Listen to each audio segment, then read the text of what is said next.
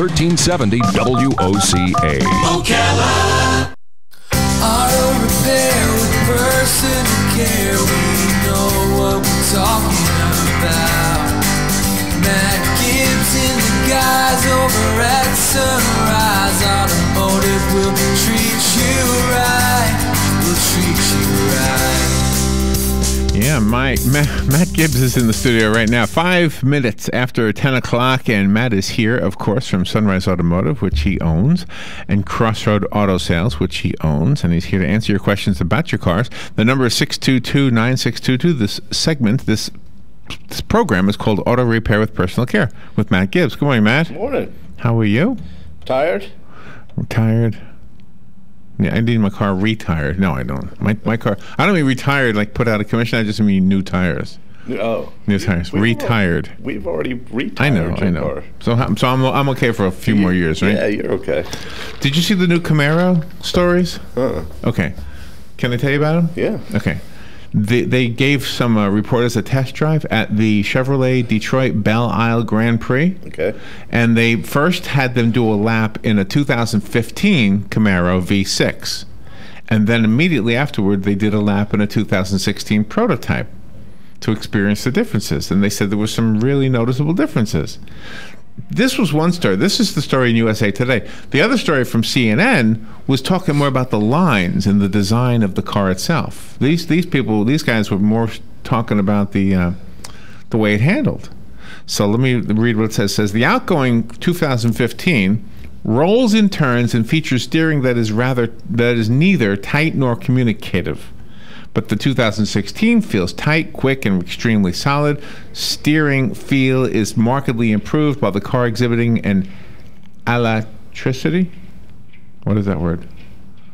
Alacrity. I'm probably saying it wrong. And precision that is lacking in the outgoing model. So they're definitely favoring the 2016. And they say to look through the window is better. The view is better. The other one, the 2015, was looking like out of a turret in a tank. Is that right? I've never really driven a Camaro. Yeah, it's got a lot of blind spots. Really? Yeah. Okay, so this one's improved, and they have some 2000. They have some V6s and V8s coming out. Is the V8 almost an extinct engine? Oh no. Oh, it's out there? Not on the performance side of things and the truck side of things. There's still quite a bit of V8 motors still out there. And they say this V6 is more powerful than last year's V6. Is that possible? Oh yeah, that's possible. That's possible. Okay. So this sounds exciting. This is like a car person's kind of a story. Makes me want to buy a Camaro. Well, go over to Palm Chevrolet. Yeah. And sit in one. Why? Am I too big? Yeah. I'm too big for a Camaro? Well, it's not that you're too big. Have you seen my car? Yeah. Of course you've seen my car. I've seen your car. That was a dumb question. Times. But I mean, is it smaller than my car? It's not that it's smaller than your car. It's just lower than your car. Like when you get in the car, the head space. Right. It's not. Oh. You know what I'm saying? So my head will be brushing against the roof. Yeah. Oh, so. It's kind of like have you ever gotten in a Corvette?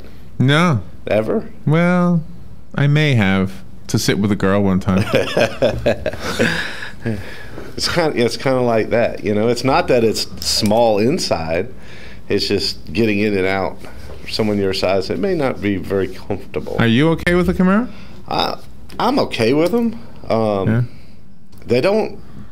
The issue I have with the Camaro is like with the Ford and the Chrysler, like with the Challengers and the Mustangs. When they came out and said we're going to retro this car, right? They retroed the car. When they said they're going to retro the Camaro, to me personally, I don't see the retro in it. I saw a new car. I saw where they thought about some of the older lines and stuff that they used back in the 60s and 70s and stuff. But as a car overall, it isn't.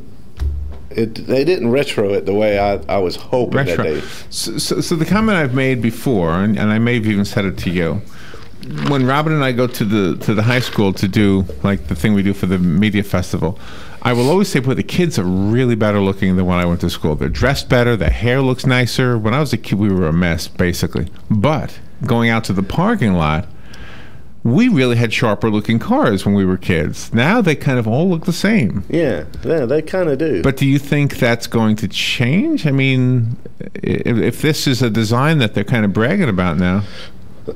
Well, I think that the manufacturers they're definitely, they do their homework. I mean, I can't sit there and knock Chevrolet for not retroing a Camaro the way that I would like for them to retro it. No, I see. But apparently they've done a lot of research and marketing, and they do all these things, and I think the normal everyday car is going to be the normal everyday car, and then you got those other classifications of cars that are retroed and kind of throwback kind of stuff. Right. Like you got the Challenger, and Toyota's done some retro stuff, and the Mustang is retroed, and even the Mustangs now.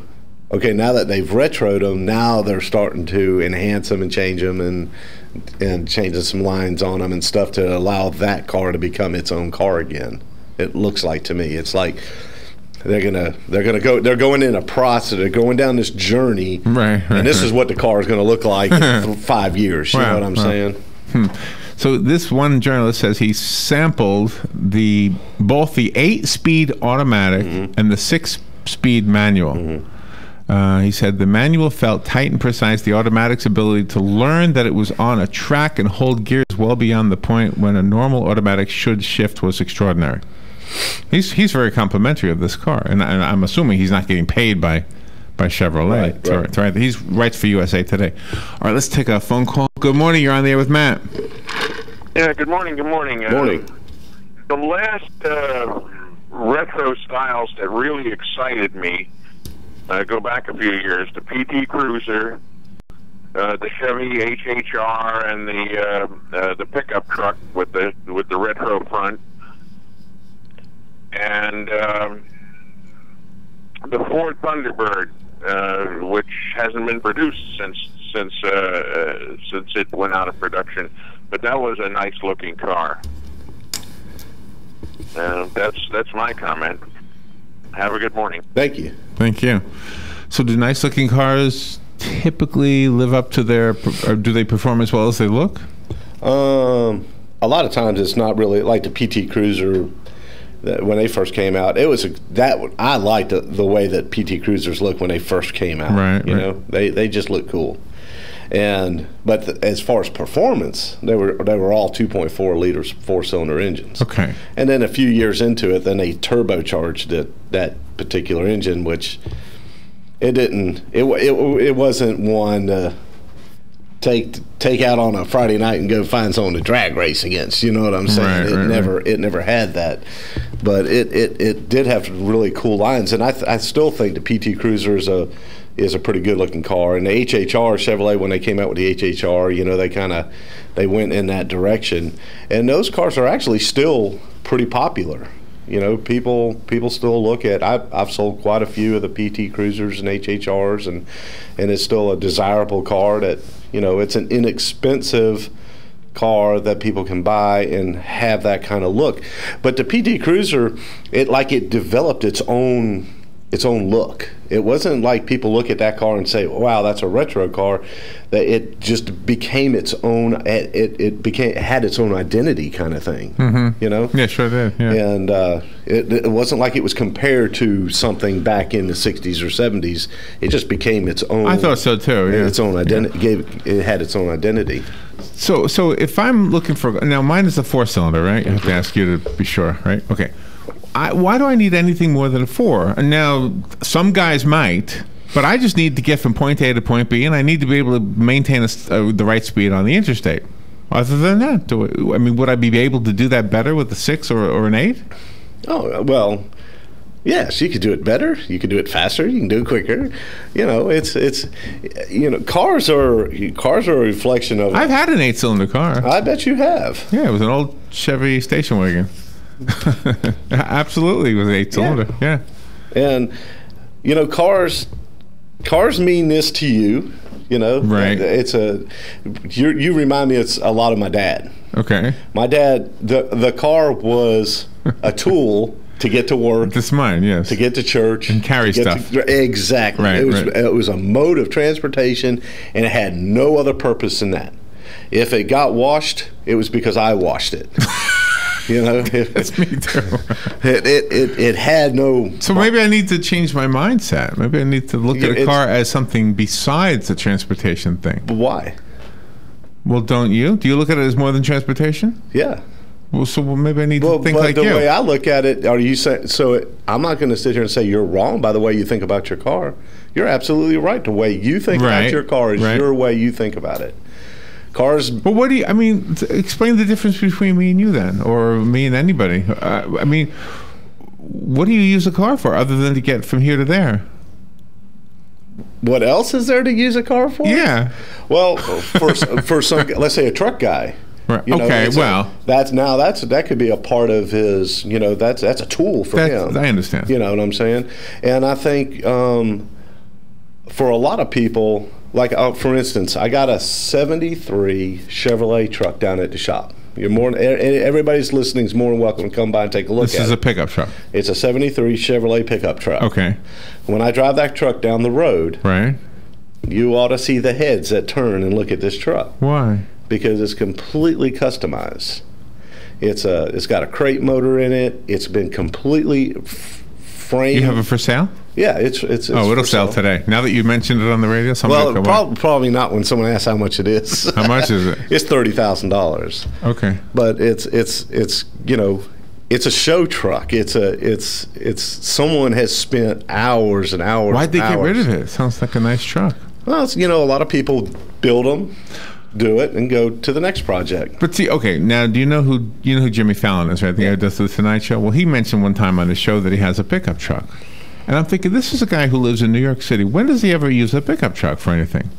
And so one of his guests actually asked him, "What do you need a pickup truck for?" He says, "Christmas time. I need to have something to bring the tree." So one time a year, he uses it for the tree, and he can afford it. Yeah, he can afford it, of course. Yeah.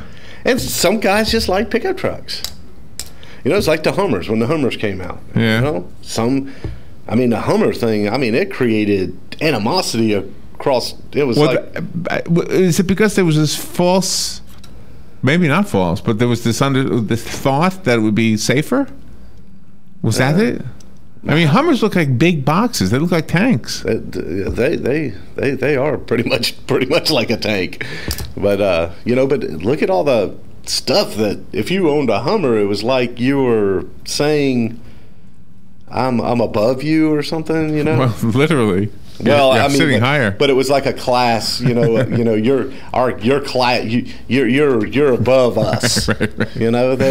It's a funny part of life, isn't it? It is. Our society, anyway. All right, we'll take a little break. We'll be right back. The weather is brought to you by myfwc.com. Safe boating is no accident. Times of clouds and sun today with a shower or thunderstorm in the area, mainly during the afternoon hours over the interior, the high 85 to 89.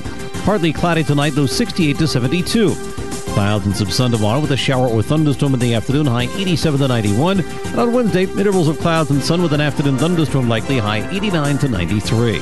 From the Florida Weather Center, I'm meteorologist Joe Lundberg. Black Cow composted cow manure is a terrific organic soil amendment. We start with cow manure from dairy farms and then compost it a full 90 days. The result is an all-natural, dark, rich soil amendment that's great for everything you grow. Flowers, vegetables, shrubs, trees, and lawns too. Look for Black Cow in the bright yellow and black bag at your favorite nursery or garden center.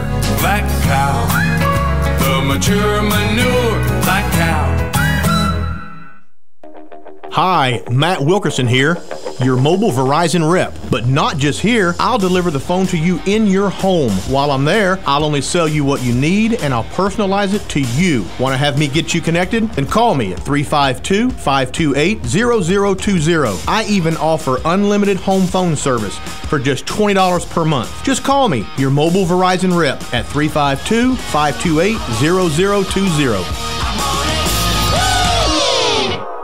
Wow, I can't believe what I'm seeing. Who did this? P&P Tikis and more, of course. Now I have a tiki hut for shade, and I can enjoy the sounds of my cascading fountain while feeding my koi fish in my own pond. They even fixed my fence and redid all my landscaping. Nice to see a professional, reliable, family-owned business. Yes, P&P Tikis is the natural Florida tiki builder and water features designer. With free estimates, P&P Tikis is licensed and insured. Call 352-877-3307 for your very own tiki hut and more. That's 352-877-3307. P&P Tikis.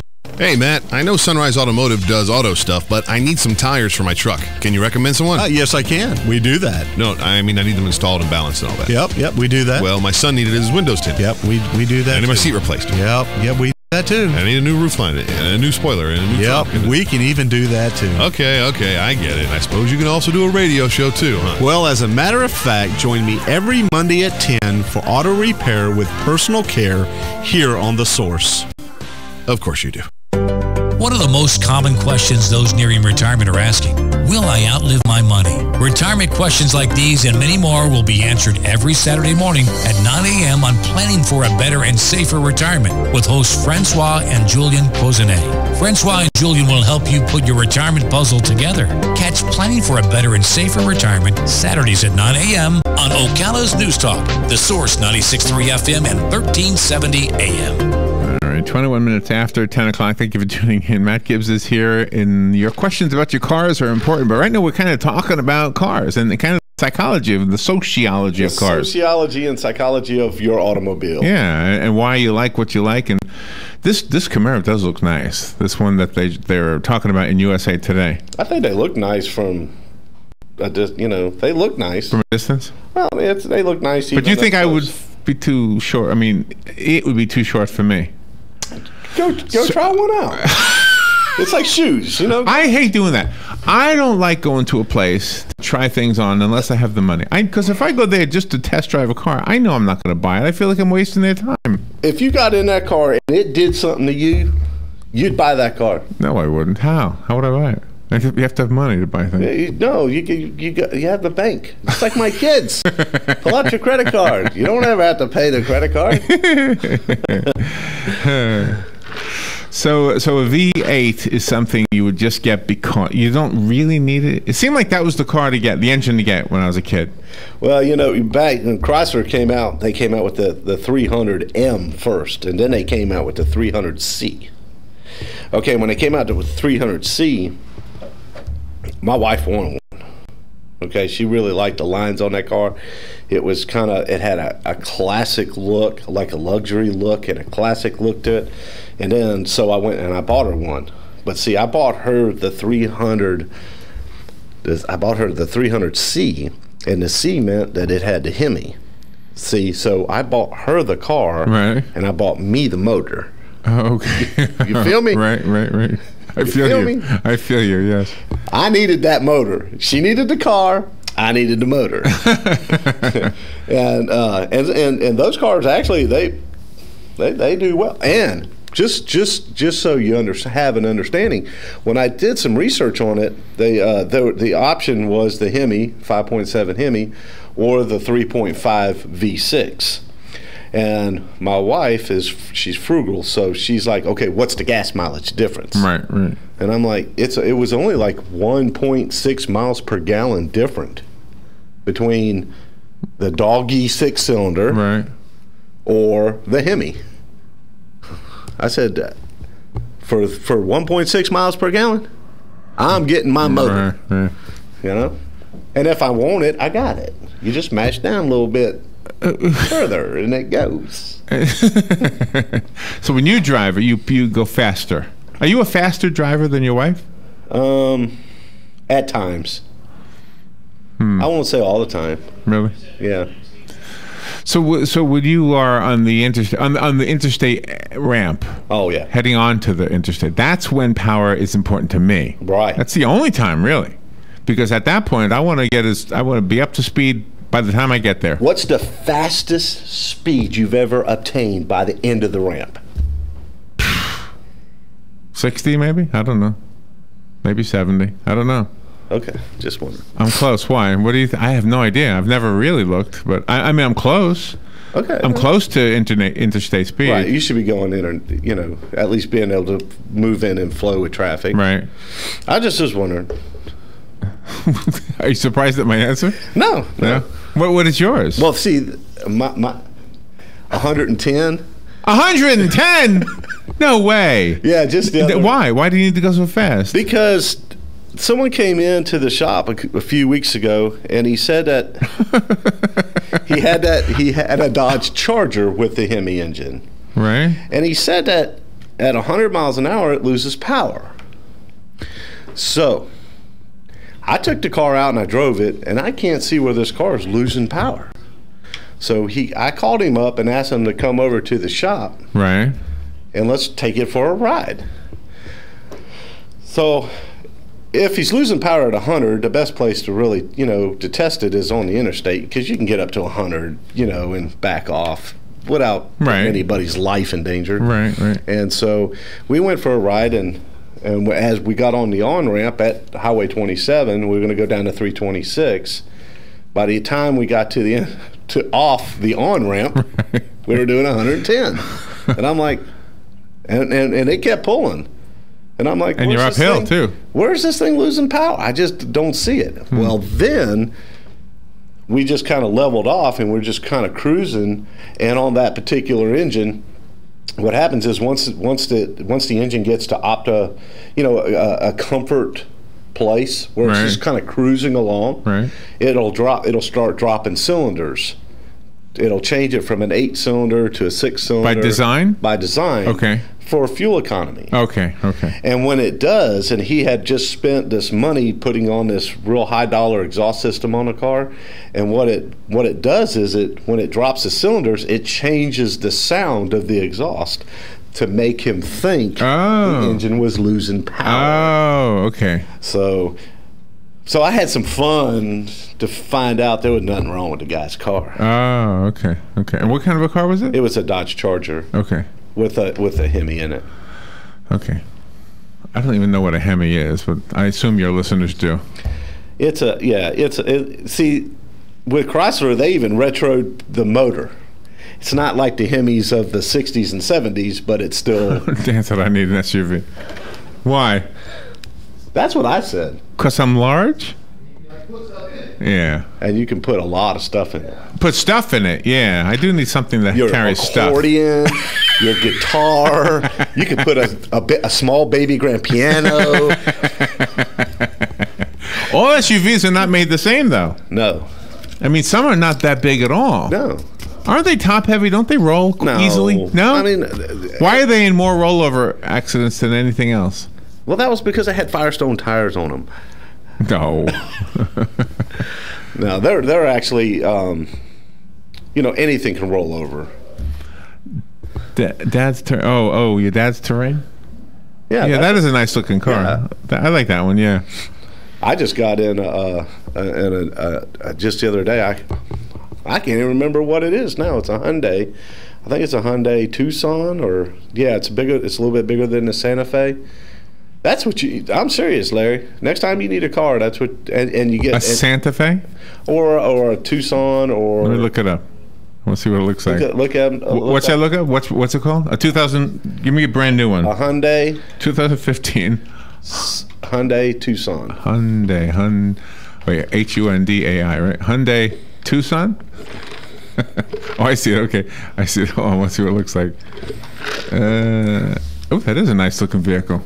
That's a big vehicle? It doesn't look big in this picture. Not big. Oh, okay. It's not a full-size SUV. Why do you think that's good for me? Because I know how you think. I know you want that is a nice looking car. You want to have something that gets really good gas mileage. Really? How many cylinders does that have? Well, you can get that 6 cylinders. Oh, that doesn't matter? You'd want 6 cylinders. 6? Oh my gosh, look at the time. Good gas, 32 miles per gallon, Dan writes me. Let me put your song on. How do we get a hold of you? You can give me a call at 352-690-1993. Go to see Matt. Matt is my mechanic because he fixes my car. Matt is my mechanic because he won't tell me I need something done if it doesn't need to be done. That's why Matt is my mechanic, and Robert's mechanic, and Robert's mom's mechanic, and Dan's mechanic, and Joe's mechanic, and Tish's mechanic. Thank you, Matt. Thank you, Larry. We'll be right back.